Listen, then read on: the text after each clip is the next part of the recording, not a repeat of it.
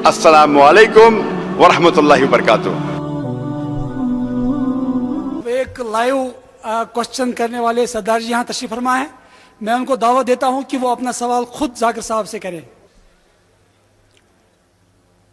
मुअज़्ज़िज़ हाज़रीन, जो भी मेरे भाई बैठे हैं यहाँ पे, और डॉक्टर साहब को मैं आदाब अर्ज़ करता हूँ। और मैं समझता हूँ कि मेरे कश्मीरी भाइयों की खुशनसीबी है कि ऐसी नेक रूहें यहाँ आएँ और हमें दरस दें, सच्चाई से वाकिफ़ कराएं। यह हमारी खुशकिस्मती, क्योंकि रूहानियत की बात जो है वो इंसान के अंदर की जो परतें हैं जिस पे मैल जन्म जन्म की जमी होती है, ये इजलास, ये मुबारक दिन वो हमारी गंदगी को साफ करते हैं, अंदर की मैल को साफ करते हैं। और गुरु ग्रंथ साहब का एक शब्द मैं यहाँ ज़रूर अर्ज करना चाहूँगा, क्योंकि गॉड इज़ वन, कोई फ़र्क नहीं पड़ता। जब बाबा जी मक्का गए तो वहाँ लोगों ने कहा ये कोई फिर दीवाना फ़कीर आया है यहाँ पे। वहाँ उस वक़्त ये सवाल नहीं था ये किसी सिख कौम से ताल्लुक़ रखता है या किसी और कौम से। उनको तो उस वक़्त सिर्फ देखा गया एक फ़कीर, मस्ताना फ़कीर, इसलिए गॉड इज़ वन। और मैं ये कहना चाहता हूँ कि खालिक खलक, खलक में खालिक, वो अल्लाह जो है, खालिक जो है, सारी दुनिया के लिए उसकी रहमत की नज़र है। उसमें हम भी हैं, आप भी हैं, सब हैं। मैं डॉक्टर साहब से सिर्फ 2 मिनट, 1-2 मिनट में बात ख़त्म करना चाहता हूँ। मैं ये अर्ज़ करना चाहता हूँ, बड़े प्यार से, खुशी से मैं एक दिन लखनऊ के इमाम बाड़े पहुँचा, तो वहाँ पे मेरे को इतना प्यार आ गया, इतनी प्यारी मस्जिद शरीफ बनी हुई थी मार्बल में, वाइट मार्बल में। तो मेरा दिल किया कि मैं अंदर जाऊँ, क्योंकि मेरा जमपल तो आप लोगों में है, मैं तो पैदा यहाँ हुआ हूँ, मैं तो कश्मीरी हूँ, फर्स्ट आया मैंने कश्मीरी, उसके बाद सारी बातें हैं। इस मिट्टी में जन्म लिया, इसमें मरेंगे, कोई परवाह नहीं। इतनी अर्ज़ मैं करना चाहता हूँ कि नहीं मुझसे रहा गया, प्यार आया मेरे दिल में। मैंने कहा खुदा मैं अंदर जाऊँ और मैं ज़रा देखूँ और अपनी रूह को खुश करूँ, मैं देख के क्या है अंदर इसके। वहाँ एक बोर्ड लगा था कि non Muslim is not allowed in दी मस्जिद। मैं साहब जी से इतनी अर्ज़ करना चाहता हूँ, डॉक्टर साहब से, कि मुझे ये एक्सप्लेन कर दें। ये मेरे दिल में बैठी थी बात कि भाई ये नॉन मुस्लिम जो है वो मस्जिद में अलाउ है या नहीं, अगर नहीं है तो क्यों। Thank you sir. हमारे भाई साहब ने एक बहुत अच्छा सवाल पूछा। जनक सिंह रैली हूँ। जनक सिंह राली साहब माशाअल्लाह बहुत अच्छा सवाल पूछे, और इनके सवाल से हमें मुसलमान को भी इंशाअल्लाह हिदायत मिलेगी। जनक सिंह राली साहब ने सवाल किया कि वो चाहते थे लखनऊ में एक मस्जिद में जाए, लेकिन वहाँ बोर्ड लगा था कि non Muslims are not allowed, गैर मुसलमान को अंदर आने की इजाज़त नहीं है। ये पूछना चाहते ऐसा क्या इस्लाम में है, और है तो क्यों। गैर मुसलमान मस्जिद में कहना कि गैर मुसलमान दाखिल नहीं हो सकते, ये बिल्कुल गलत है। आम तौर पे गैर मुसलमान मस्जिद में आ सकते हैं। हमें अगर डर है कि वो कुछ दंगा फसाद करे उस टाइम उसे रोके तो अलग बात है, वरना गैर मुसलमान मस्जिद में आ सकते। और मोहम्मद सल्लल्लाहु अलैहि वसल्लम खुद गैर मुसलमान को मस्जिद में दावत दी। आपको अगर पता है सूरह इखलास के नुज़ूल कुरान जो है, सूरह इखलास जब नाजिल हुआ, उनका एक बहस चल रहा था नसारा के साथ मस्जिद नबवी के अंदर। वो नसारे ने पूछा मोहम्मद सल्लल्लाहु अलैहि वसल्लम से अल्लाह कौन है, तो मोहम्मद सल्लल्लाहु अलैहि वसल्लम ने सोचा क्या जवाब दूं, अल्लाह की तारीफ क्या करूं। तो वही आती कुल वो अल्लाह अहद, कहो कि अल्लाह एक है, अल्लाह समद, अल्लाह एब्सोल्यूट इटर्नल, लम यलिद वलम यूलद, वो ना किसी को जन्म देता है ना किसी से जना हुआ है, वलम यकुल लहू कुफुवन अहद, और उसके जैसा कोई भी नहीं है। तो ये जो नाजिल हुआ जब मोहम्मद सल्लल्लाहु अलैहि वसल्लम क्रिश्चियन लोग से बहस कर रहे थे मस्जिद नबवी में, उस टाइम उनको परमिशन था। अभी अल्हम्दुलिल्लाह कोई भी मस्जिद में गैर मुसलमान जा सकता है, सिर्फ मक्का और मदीना में, और मैं कहूंगा क्यों नहीं। लेकिन आम तौर पे मस्जिद में गैर मुसलमान को हमें दावत देना चाहिए। जब कोई भी शहर में होता है ना कि ये देखने जाओ, जंतर मंतर देखो, ताजमहल देखो, ताजमहल देख के क्या करेंगे, तो मकबरा है। लेके आना चाहिए तो मस्जिद में, जामे मस्जिद में हमें गैर मुसलमान को लेके जाना चाहिए। हाँ, एहतराम के साथ भाई, अगर कोई आ रहा है तो ऐसा नहीं कि आधी चड्डी में आओ, बोलना चाहिए भाई ठीक है, सही तरीके से आओ। لیکن دیکھنا چاہیے لوگ سمجھتے ہیں غیر مسلمان چرچ میں جاؤ تو بدھ ہے عیسیٰ علیہ السلام کی, مندر میں جاؤ تو مورتی ہے, تو لوگ سمجھتے ہیں اللہ بھی کوئی مورتی ہے کیا. جب آتے غیر مسلمان سوچتے یہ مسجد تو پوری خالی, وہ ڈھونڈتے, تو میں پوچھا کیا ڈھونڈتے آپ, وہ مورتی کدھر ہے, میں بولا کس کی مورتی. تو مسجد میں داخل ہوئیں گے تو پتا چلے گا نا کہ ہم مورتی پوجا نہیں کرتے. مسجد میں سے آنے سے روکیں گے تو کیسا آپ دعوت دیں گے انہیں. تو غیر مسلمان لوگ بھی مسجد میں آ سکتے. اور ایک حدیث ہے محمد صلی اللہ علیہ وسلم کے ٹائم پہ ایک غیر مسلمان آ کے مسجد میں استغفر اللہ وہ پیشاب کرتا ہے. صحابہ اسٹیج میں آ کے بہت گرم ہوتے اور اسے مارنے جاتے تو اپنے نبی انہیں روک لیتے, چپ چاپ بولتے رہنے دو. اس کے جانے کے بعد صحابہ سے کہتے کہ صاف کر لو. مسجد میں آ کے پیشاب کرتے اور محمد صلی اللہ علیہ وسلم کچھ نہیں کہتے. یہ ان کی حکمت تھی. اور وہ جانے کے بعد بولتے وہ جگہ کو صاف کرو. یہ اپنے رسول, اور ہم مسلمان کہاں سے انہیں ملتا ہے پتہ نہیں. نان مسلم ناٹ الاؤڈ, خواتین ناٹ الاؤڈ.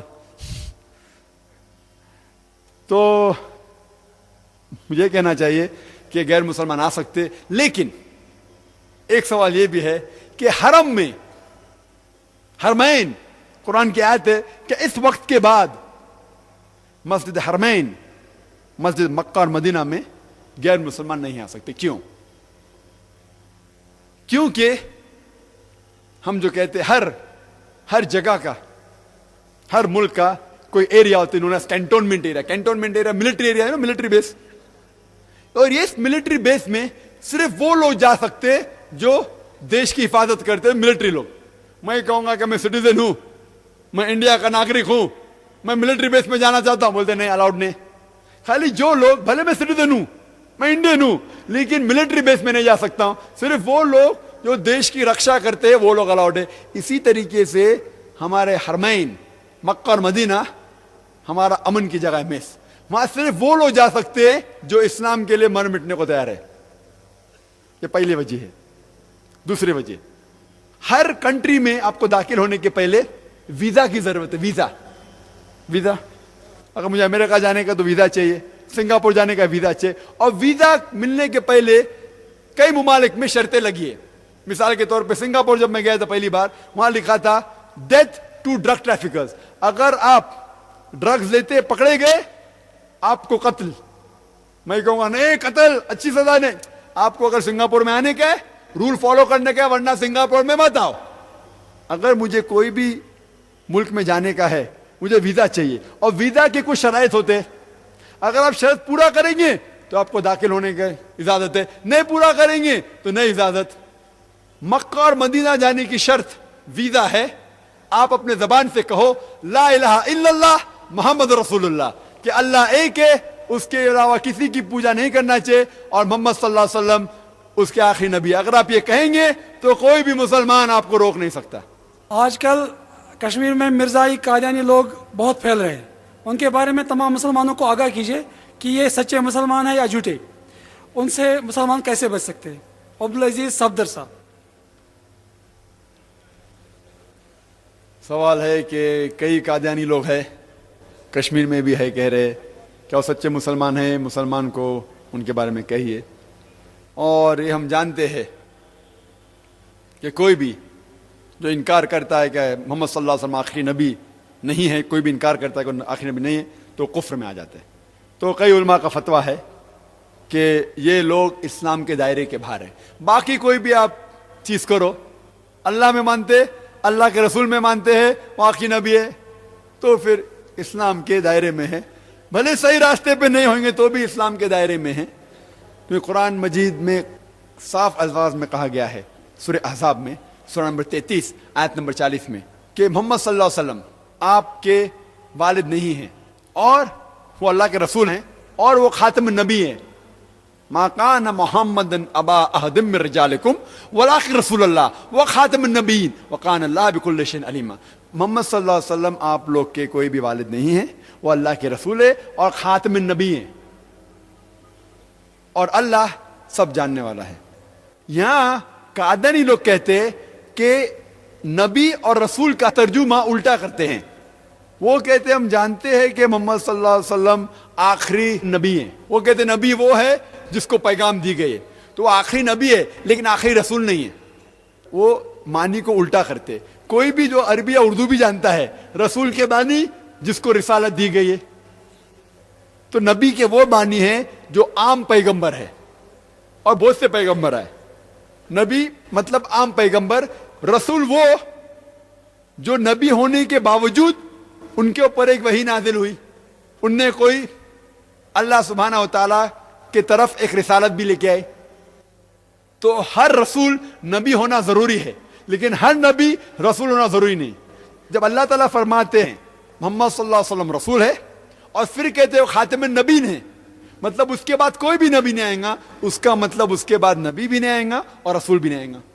اگر میں کہوں گا کہ یہ آدمی گریجویٹ ہے, بی اے ہے, لیکن اس کے بعد کوئی بھی 10th اسٹینڈرڈ بھی نہیں پاس کرے گا, تو یہ 10th اسٹینڈرڈ نہیں پاس کرے گا مطلب گریجویٹ بھی نہیں ہوئے گا, ایم اے بھی نہیں ہوئے گا. تو قرآن میں صاف الفاظ میں اللہ تعالیٰ فرماتے کہ محمد صلی اللہ علیہ وسلم آخری نبی اور آخری رسول بھی ہے. لیکن یہ لوگ کہتے ہیں مرزا غلام قادیان وہ بھی ایک نبی ہے, ان کے اوپر رسالت نہیں لیکن وہ بھی نبی ہے.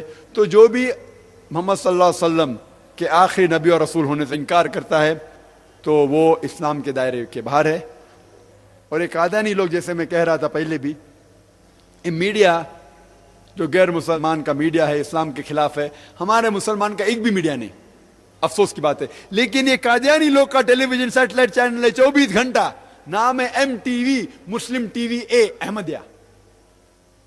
اور ان لوگ کچھ چند قرآن کے آیت کی تلاوت کر کے مسلمان کو بہکاتے. جس طریقے سے میں نے کہا عیسائی لوگ 5 سوال میں نے کیا, بہت سے سوال ہے, یہ 5 سوال کو جواب نہیں, اسی طریقے سے یہ احمدی لوگ, یہ قادیانی لوگ کچھ چند قرآن کے آیت لیتے, حدیث لیتے, اور جو عام مسلمان کے پاس علم نہیں انہیں گمراہ کرتے ہیں. ہمیں ان کے بارے میں علم ہونا چاہیے, اور ایسے لوگ کو ہم جا کے ان سے دعوت دینا چاہیے. ہم میں سے گرو ہونا چاہیے جو اسپیشلائز ہو, کچھ کرسچینٹیز میں, کچھ ہندوازم میں, کچھ قادیانیزم میں, تو کہ ہم انہیں صحیح راہ اور دین الحق کی طرف بلائیں. جی خوش آمدید دوستو, امید کرتا ہوں ویڈیو آپ نے پوری دیکھی ہوگی اور آپ کو پسند بھی آئی ہوگی. کیا غیر مسلم کا مسجد میں آنا صحیح ہے یا نہیں؟ تو سب سے پہلے یہ بات یاد رکھو کہ مسلمانوں کی جو عبادت گاہ ہوتی ہے اس کو مسجد بولتے ہیں. اور یہ بات یاد رکھو کہ اسلام کی سب سے پہلی مسجد مدینہ منورہ میں رسول اللہ صلی اللہ علیہ وسلم نے مسجد نبوی کی بنیاد رکھی. حرم جو کعبہ ہے جہاں پر, وہ تو پہلے سے موجود تھا, وہ تو حضرت آدم علیہ السلام کے آنے سے پہلے, یعنی انسان کے آنے سے پہلے بھی تھا. فرشتے اس کا طواف کرتے تھے. پھر جب آدم علیہ السلام آئے تو انہوں نے تعمیر نو کیا. اس کے بعد جب طوفان نوح میں وہ بہہ گیا, اس کے بعد ابراہیم علیہ السلام نے تعمیر کی. تو حرم کا جو تاریخ ہے وہ اپنا مقام ہے, لیکن اسلام کے آنے کے بعد, اسلام کے نزول کے بعد جو سب سے پہلے مسجد کی بنیاد پڑی وہ مسجد نبوی ہے. اور مسجد نبوی ہر ایک مسلمان کی یہ آرزو ہے, ہر ایک مسلمان کی یہ خواہش ہے کہ وہ مسجد نبوی جا کر حاضری لگائے اور پیارے نبی حضرت محمد صلی اللہ علیہ وسلم اور ان کے صحابہ پر سلام کہے, ان کو سلام کہے. تو مدینہ منورہ میں جو سب سے پہلی مسجد جو بنی تھی وہ مسجد نبوی تھی, اسلام کی سب سے پہلی مسجد. اور جب رسول اللہ صلی اللہ علیہ وسلم نے مدینہ ہجرت کی تو وہاں پر 2 یتیم بچے تھے, ان کی زمین تھی, تو ان سے یہ زمین خریدی گئی. تو اس کے بعد اس زمین کو جو ہے نا بنایا گیا وغیرہ وغیرہ. تو اگر آپ کو یاد ہے, اگر آپ نے قرآن پڑھا ہو تو قرآن میں ایک جگہ ارشاد ہے والذین اتخذوا مسجدا ضرارا وکفرا وتفریقا بین المؤمنین وارصادا لمن حارب اللہ ورسولہ من قبل ولیحلفن ان اردنا الا الحسنى واللہ یشہد انہم لکاذبون.